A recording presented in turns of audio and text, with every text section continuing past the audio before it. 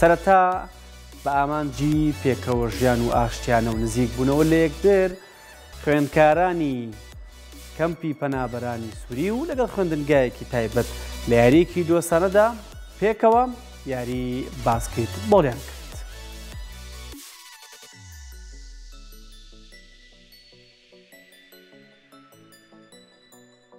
ڕێکخراوی ئینتەرسۆس بە هاوبەشی لەگەڵ کۆمیسیاری باڵای نەتەوە یەکگرتوەکان بۆ کاروباری پەنابەران UNHCR هەوڵەدەن بۆ بەرەو پێشبردنی ئاشتی و پێکەوە ژیان لە چەند چالاکێکی هەمە جۆردا لە نێوان منداڵانی پەنابەر و خانەخوێ کە لە ئێستادا لە قوتابخانەکانی پارێزگای سلێمانی دەخوێنن.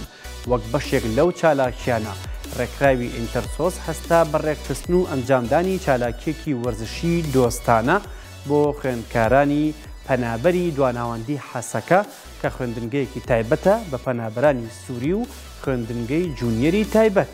چالاکیەکە بریتی بوو لە یاری باسکە کە تیایدا خوێندکارانی هەردوو خوێندنگەکە بە شێوازی گروپی پێکەوەیی یاریەکەیان ئەنجامدا. هەردوو ڕێکخراوی هاوبەش بەم چالاکیانە ئاستی یەکتر قبوڵکردن و پێکەوە ژیان و تەبایی لە نێوان خێزانە پەنابەر و خانەخوێکاندا باشتر دەکەن و بەم هۆیەوە دەتوانن زیاتر پشتگیری سیاسەتی تێکەڵکردنی خوێندنی پەنابەران و خانەخوێ بکەن.